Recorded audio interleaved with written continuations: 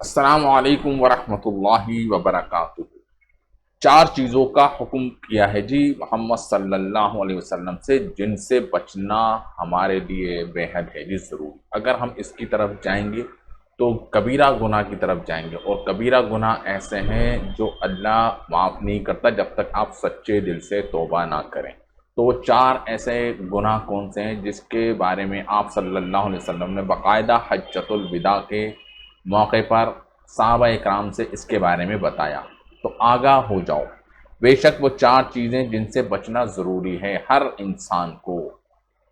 اللہ تعالیٰ کے ساتھ کسی کو شریک نہ کرو، یعنی کہ اللہ تعالیٰ کی ذات کے اس کے ساتھ کسی کو شریک کرنا، یعنی کہ اللہ کے برابر اس کو ٹھہرانا کہ نہیں یہ اس سے بھی ہوتا ہے، یہ اس سے بھی ہوتا ہے، جیسے مشرکین مکہ کیا کرتے تھے۔ 360 ان کے یہاں بت ہوا کرتے تھے، ان کے یہاں روزی دینے والا خدا کوئی اور ہوتا تھا، لڑائی کے اندر خدا کوئی اور ہوتا تھا، بچے کسی سے مانگے جاتے تو کوئی اور خدا ہوتا تھا۔ تو ایسے ہی کئی سارے خداؤں کی کیٹیگری تھی، اور سب کو وہ شریک کرتے تھے جی کس کے ساتھ؟ اللہ کے ساتھ۔ اللہ کے تو قائل تھے کہ ہاں جی اللہ ہے، لیکن اللہ سے کہتے تھے کہ ہم ڈائریکٹ سفارش نہیں کر سکتے، یہ ہمارے کچھ ہیں جو ہمارے کام کو بنوا دیتے ہیں۔ تو کیا کہا؟ اللہ تعالیٰ کے ساتھ کسی کو شریک نہ کرو۔ اور محمد صلی اللہ علیہ وسلم کی حدیث بھی ہے کہ اگر تمہارے جوتے کا فیتا تسمہ بھی اگر ٹوٹ جائے تو وہ بھی اللہ سے مانگو، تمہارے گھر میں نمک بھی نہیں ہے وہ بھی اللہ سے مانگو۔ تو آپ سوچ سکتے ہیں چھوٹی چھوٹی چیزوں کے لیے جب اللہ سے ہم کو مانگنا ہے تو بڑی بڑی مشکلات جو ہم پر آ جاتی ہیں، تو اس کو پھر ہم کسی غیر اللہ کے سامنے کیسے مانگ لیں؟ تو اس سے بچنا بے حد ہے ضروری، نہیں تو ہمارا ایمان خطرے میں پڑ جائے گا، ہم مشرک کہلائیں گے، اور اللہ کہتے ہیں کہ میں سارے گناہ معاف کر دوں گا لیکن شرک کے گناہ کو کبھی بھی معاف نہیں کروں گا۔ دوسرا کیا ہے؟ کسی کو ناحق قتل نہ کرو، سمجھ میں آ گیا؟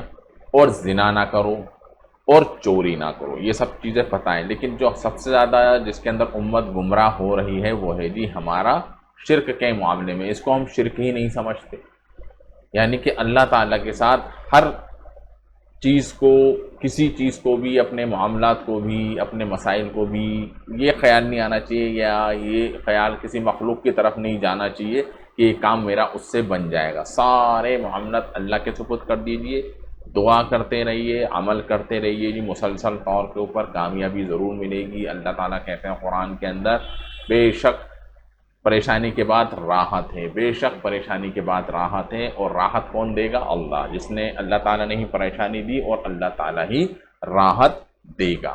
سمجھ رہے؟ تو حجۃ الوداع کے موقع پہ آپ صلی اللہ علیہ وسلم نے یہ حدیث بتائی، سنائی، صحابہ نے سنا، اور صحابہ کے ذریعے ہم تک، آپ تک پہنچی، ٹھیک ہے؟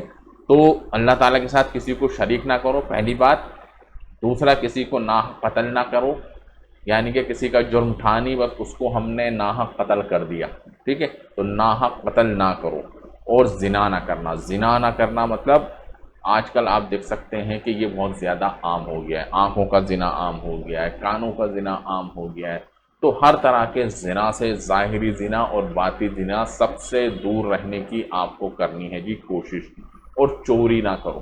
چوری مطلب چوری تو چوری ہوتی ہے، چاہے وہ چھوٹی سے چھوٹی چوری ہو چاہے بڑی سے بڑی چوری ہو، اس سے اپنے آپ کو بچانا ہے۔ تو السلام علیکم ورحمۃ اللہ وبرکاتہ۔